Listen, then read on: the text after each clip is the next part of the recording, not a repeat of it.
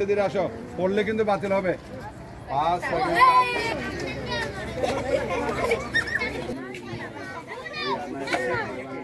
কক্সবাজারের ঐতিহ্যবাহী শিশু বিদ্যাপীঠ প্রভাতী শিশু শিক্ষা নিকেতনের বার্ষিক ক্রীড়া সাহিত্য সাংস্কৃতিক প্রতিযোগিতা ও পুরস্কার বিতরণ সম্পন্ন হয়েছে। ২০ ফেব্রুয়ারি বিদ্যালয়ের নিজস্ব ক্যাম্পাসে অনুষ্ঠিত সভায় বক্তারা বলেন, শিশুদের প্রকৃত পড়ালেখার উপযুক্ত প্রতিষ্ঠান হচ্ছে প্রভাতী স্কুল।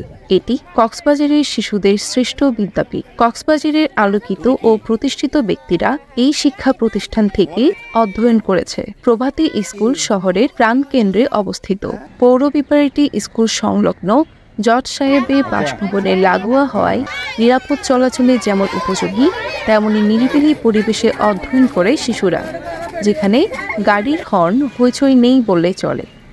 পুরস্কার বিতরণ অনুষ্ঠানে প্রধান অতিথির বক্তব্য রাখেন প্রভাতীর প্রতিষ্ঠাতা পিটিআই অবসরপ্রাপ্ত সুপার মোহাম্মদ নাসির উদ্দিন। তিনি বলেন, পড়ালেখার পাশাপাশি সুশৃঙ্খলভাবে এবং আদব কায়দায় শিশুদের গড়ে তুলতে হবে। শিক্ষা প্রতিষ্ঠান এই দায়িত্ব পালন করতে পারে, তাই শিশুদের এমন নির্ভরযোগ্য বিদ্যালয়ে পড়ানো প্রয়োজন। প্রভাতী পরিচালনা পরিষদের সভাপতি আশরাফুল হুদা সিদ্দিকী জামশেদের সভাপতিত্বে অনুষ্ঠিত সভায় প্রধান বক্তা ছিলেন পৌর প্রিপারেটরি উচ্চ বিদ্যালয়ের প্রধান শিক্ষক আমিমুল এহসান মানিক। বিশেষ অতিথির বক্তব্য রাখেন সমাজসেবক আবু উবায়েদ, শিক্ষা অনুরাগী ও শিশু সংগঠক ডাক্তার চন্দন কান্তি দাস, প্রভাতী পরিচালনা পরিষদের সদস্য শিক্ষক আ.ন.ম নুরুল আমিন। দীপক শর্মা দীপুর পরিচালনায় অনুষ্ঠিত সভায় স্বাগত বক্তব্য রাখেন প্রভাতীর প্রধান শিক্ষক বুলবুল এ জান্নাত। দিনব্যাপী ক্রীড়া প্রতিযোগিতায় বিভিন্ন বিষয়ে অংশগ্রহণ করে শিক্ষার্থীরা, সেই সাথে সাহিত্য সাংস্কৃতিক প্রতিযোগিতায় অংশগ্রহণ করে প্রতিভার স্বাক্ষর রাখে প্রতিযোগী ছাত্রছাত্রীরা।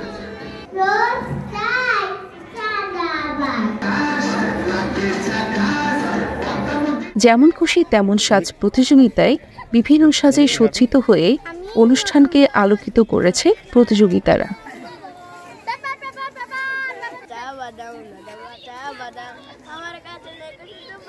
পরে পুরস্কার বিতরণ অনুষ্ঠিত হয়। বিভিন্ন বিষয়ে অংশগ্রহণকারী প্রতিযোগীদের মধ্যে বিজয়ীরা একে একে সবাই পুরস্কার গ্রহণ করে।